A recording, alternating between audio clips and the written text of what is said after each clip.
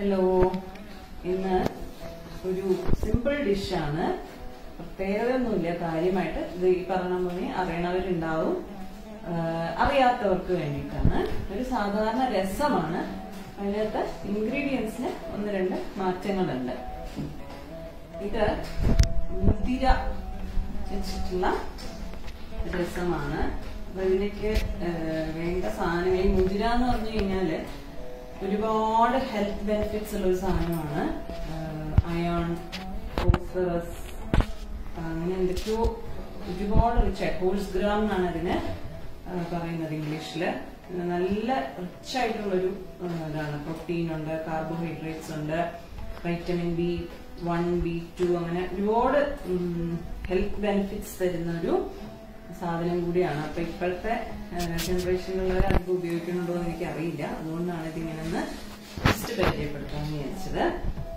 അപ്പൊ ഈ രസം 2 തരത്തിൽ വെക്കാം. ഒന്ന്, നോർമൽ രസപ്പൊടി ഇട്ട് നമ്മൾ വെക്കുകയാണെങ്കിൽ പരിപ്പ് വേവിച്ച് ചേർക്കുന്നതിന് പകരം ഈ സാധനം വേവിച്ച് ചേർക്കാം. അപ്പൊ ഇതെങ്ങനെയാ വെച്ച് കഴിഞ്ഞാൽ ഇത് കുറച്ച് വേകാൻ പാടുള്ള ഒരു ബുദ്ധിമുട്ടുള്ള ഒരു സാധനമാണ്, കുറച്ച് ഹാർഡാണ്. അപ്പൊ എന്താ വെച്ചാൽ ഇത് വറുത്തിട്ട് ഒന്ന് കോഴ്സ് ഗ്രെയിൻ ആയിട്ട് പൊടിച്ചു വെക്കുക. തരിതരായിട്ട് പൊടിച്ചു വെച്ചിട്ട് നല്ലോണം വെള്ളം ഒഴിച്ച് വേവിക്കുക. നല്ല വേവുണ്ട്. പ്രഷർ കുക്ക് ചെയ്തിട്ട് പരിപ്പിന് പകരം അത് ചേർത്ത് വെക്കാം. അങ്ങനെയാണെങ്കിൽ നോർമലി രസപ്പൊടി ഇട്ട് വെച്ചാൽ മതി.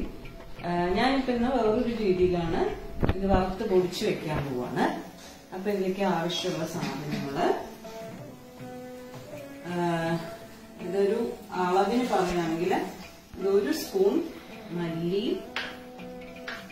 2 സ്പൂൺ മുതിര, ഒരു 1/2 സ്പൂൺ ജീരകം, ഒരു 10-12 മണി കുരുമുളക് ഉള്ളതുകൊണ്ട് ഈ 3 വറ്റൽമുളക്, പിന്നെ വറക്കണയിൽ തന്നെ കുറച്ച് കറിവേപ്പിലയും ചേർക്കാം. പിന്നെ പുളിയും കുറച്ച് ശർക്കര രസത്തിലിടും, അതൊരു ടേസ്റ്റ് ആണ്. പിന്നെ തക്കാളി, പരിപ്പ് വെന്തത്. അതാ ഞാൻ പറഞ്ഞ, ഈ പരിപ്പ് വേവിച്ച് ചേർക്കുന്നതിന് പകരം നിങ്ങൾ മുതിര വേവിച്ച് ചേർക്കുകയാണെങ്കിൽ ഇതിന് പരിപ്പ് ആവശ്യമില്ല. പിന്നെ അവസാനം ഗാർണിഷ് ചെയ്യാൻ മല്ലിയിലയും കറിവേപ്പിലയും. അപ്പൊ ആദ്യം ഈ മുതിര ഒന്ന് വറക്കണം, എല്ലാം വറക്കണം ആക്ച്വലി. അപ്പൊ എന്താ വെച്ചാൽ മുതിരയ്ക്ക് കുറച്ച് വറവ് കൂടുതലായതുകൊണ്ട് ഇത് ആദ്യം ഒന്നിട്ടിട്ട് വറക്കണം. അപ്പൊ ഇത് ഡ്രൈ റോസ്റ്റ് മതി, എണ്ണ ഒഴിക്കണമെന്നില്ല. ഒഴിക്കണമെങ്കിൽ ഒരു ലേശം ഒഴിക്കാമെന്ന് മാത്രം. ഡ്രൈ റോസ്റ്റ് ചെയ്താൽ മതി.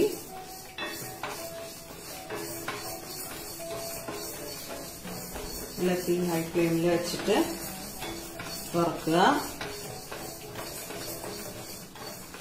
ഇതൊന്ന് ചൂടാകുമ്പോഴത്തേക്ക് ബാക്കിയുള്ള സാധനങ്ങളിലേക്ക് ചേർക്കാം. ഉള്ളി, ജീരകം, കുരുമുളക്, മുളക് ഒക്കെ ചേർത്ത് ഒന്ന് വറക്കാം.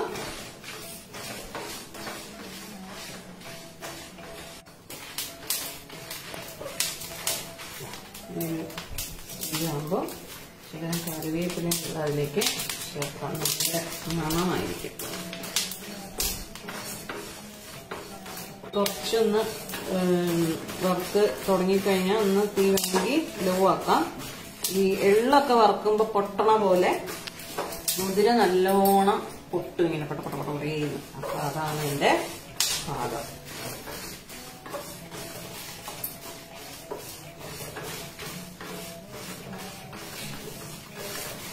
ഞാൻ പറഞ്ഞേ, മുതിരയ്ക്ക് വറവ് കൂടുതലാവേണ്ടത് ആദ്യം ഇതാണ്. വറുത്തത് ഇതിലേക്ക് മാറ്റിയിട്ടുണ്ട്. ഇതാണൊരു പാകം. അത് പുറത്ത് കുറച്ച് കളറ് നോക്കണ്ട, അത് പക്ഷെ അത് ഉള്ളിൽ നോക്കണമെങ്കിൽ അത്രയും കളർ ആവണം അത്. ഇനി ഇത് പൊടിച്ചിട്ട് നോക്കാം. ഇതാണ് പൊടിച്ചത്. ഇങ്ങനെ തരിതരാന്ന് പൊടിഞ്ഞാൽ മതി, അല്ലാണ്ട് ഫൈൻ പൊടിയാവണ്ട കേട്ടോ. ഒരു ചട്ടിയില്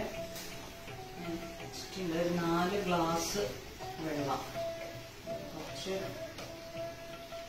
പൊടി,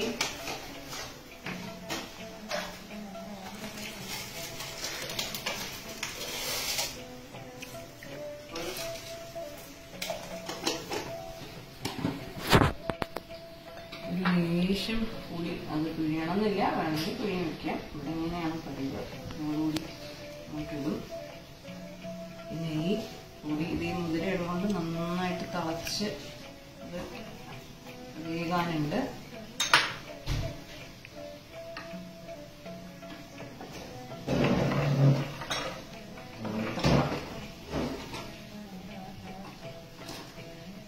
നല്ലോണം വെന്തതിന് ശേഷം ബാക്കി ഇൻഗ്രീഡിയൻസ് ആഡ് ചെയ്യാം. ഏകദേശം 10 മിനിറ്റായി ഇത് തിളയ്ക്കണം. നല്ലോണം തക്കാളി വെന്ത് കഴിഞ്ഞു, നല്ലോണം വെട്ടി തിളയ്ക്കുന്നുണ്ട്. ഇനി ഇതിലേക്ക് എടുത്തു വെച്ചിരിക്കുന്ന പരിപ്പ്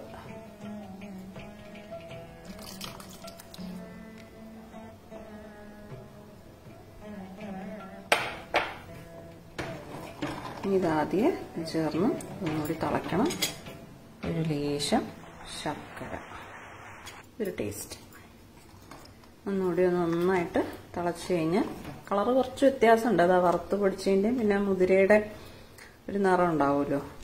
സാധാരണ രസത്തിൻ്റെ നിറത്തിൽ നിന്ന് ശകലം വ്യത്യാസമുണ്ട്, പക്ഷെ ടേസ്റ്റ് ഒരു ഡിഫറെൻ്റ് ആണ്. മാത്രമല്ല നല്ല മഴ. അപ്പം ഇതിങ്ങനെ ചൂടോടുകൂടി സൂപ്പ് പോലെ കുടിക്കാനും നല്ലതാണ്. കുട്ടികൾക്കായാലും എന്താ പറയുക, നല്ല ഹെൽത്തി ആയിട്ടുള്ളൊരു സാധനം. So just for A change you can try it out. ഇത് റെഡിയായി കഴിഞ്ഞു. എനിക്കിതിൽ ലേശം പുളി പോരാന്ന് തോന്നി. ഒരു മുറി നാരങ്ങ എനിക്ക് ആഡ് ചെയ്യണം. അത് അടുപ്പണച്ചിട്ട് മതി. അതും നല്ല ടേസ്റ്റാണ്. ലെമൺ രസം ഓഫ് ചെയ്തതിന് ശേഷം അത് ഒഴിച്ചു. ഗാർണിഷ് കറിവേപ്പില. ഇനി കടുക് വറുക്കണം. ഈ രസത്തിന് കടുക് വറുക്കുമ്പോൾ ലേശം നെയ്യിൽ കടുക് വറുത്താൽ നല്ല മണവുമാണ്, നല്ല സ്വാദാണ്.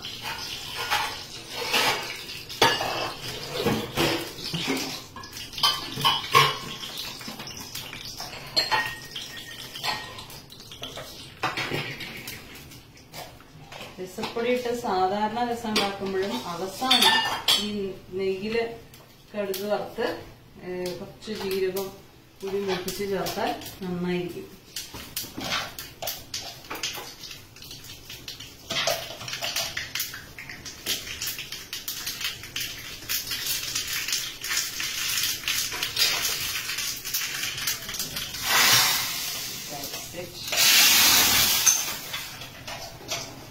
രസം റെഡി.